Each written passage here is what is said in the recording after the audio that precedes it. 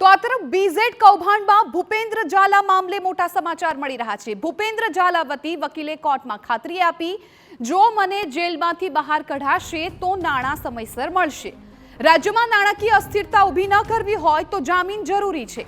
Account block કરવાથી રોકાણકારોને પૈસા મળતા અટક્યાની રજૂઆત। ભૂપેન્દ્ર ઝાલાની જામીન અરજી દરમિયાન મહત્વની દલીલ, ફરિયાદ નોંધાયા પહેલા રોકાણકારને પૈસા ન મળ્યા હોય તેવું નથી બન્યું। એકાઉન્ટ સીઝ કર્યા બાદ પૈસા મળતા બંધ થયા છે તેવું વકીલે કહ્યું। 6000 કરોડથી આંકડો ઘટી હવે 172 કરોડ પર આવ્યો છે તેવું પણ વકીલ દ્વારા કહેવામાં આવ્યું। તો આ તરફ બચાવ પક્ષની રજૂઆત બાદ કોર્ટે તપાસનીશ અધિકારીને હાજર થવા હુકમ કર્યો છે। આ મામલે હવે સોમવારે વધુ સુનાવણી હાથ ધરાશે। સંવાદદાતા રોનક વર્મા આ મામલે વધુ જાણકારી આપી રહ્યા છે। રોનક, શું માહિતી મળી રહી છે?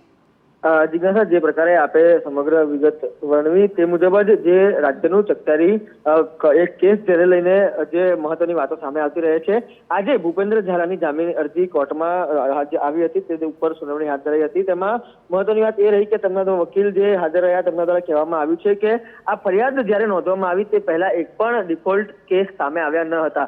જ્યારે ફરિયાદ થઈ અને ફરિયાદ બાદ જ્યારે એકાઉન્ટ સીઝ કરવામાં આવ્યા છે, એટલે કે જે નાણાંનું સર્ક્યુલેશન હતું તે અટક્યું છે અને તેના કારણે જે રોકાણકારો છે તેમને નાણાં મળતા હાલ અટક્યા છે। જો મને હાલ જ જેલની બહાર કાઢવામાં આવે તો જે રોકાણકારો છે તેમને ફરી એક વખત નાણાં મળવાની શરૂઆત થશે, તે પ્રકારની વાત છે તે કોર્ટમાં મૂકવામાં આવી છે। ખૂબ મહત્વની વાત એ પણ છે કે 6000 કરોડનું કૌભાંડ શરૂઆતમાં તપાસ સંસ્થા છે તે ગણાવતી હતી।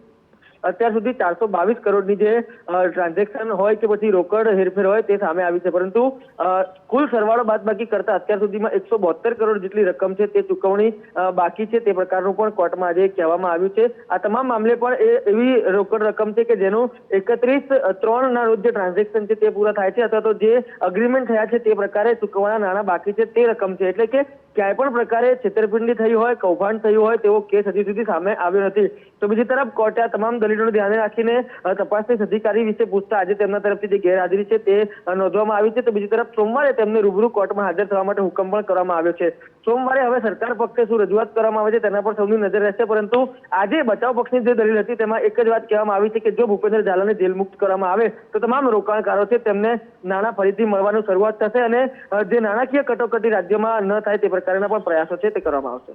બિલકુલ રોનક, આભાર સમગ્ર માહિતી બદલ। તો હવે સોમવાર પર આધાર રહેશે કે સોમવારે કે પ્રકારની માહિતી સામે આવે છે। હકીકતમાં જે દિવસ સુધી ફરિયાદ થઈ અને અમારા એકાઉન્ટ સીઝ કરવામાં આવ્યા ભૂપેન્દ્રસિંહ ઝાલાના, એ દિવસ સુધી દરેકને યોગ્ય રીતે નાણાં મળતા રહ્યા છે, રેગ્યુલરલી મળતા રહ્યા છે। એટલે કોઈ પણ એવી ફરિયાદ નથી બનતી કે જેની અંદર ચીટિંગ થયું હોય, ફ્રોડ થયું હોય, કોઈ ફરિયાદ બનતી જ નથી। જે તે સમયે ફરિયાદ કરવામાં આવી એ સમયે 6000 કરોડ રૂપિયા કહેવામાં આવતા હતા। ઇન્ચાર્જ ઓફિસરની એક એફિડેવિટ રજૂ કરવામાં આવી, એમાં 400 કરોડની આસપાસનો આંકડો આવ્યો હતો। અને આ વખતે જ્યારે એમની રેગ્યુલર બેલ મૂકવામાં આવી છે એ વખતે જે એફિડેવિટ આપવામાં આવી એ વખતે એક આંકડો એવો છે કે 172 કરોડ રૂપિયા આજે ચૂકવવાના બાકી છે કરવાનું રહેશે।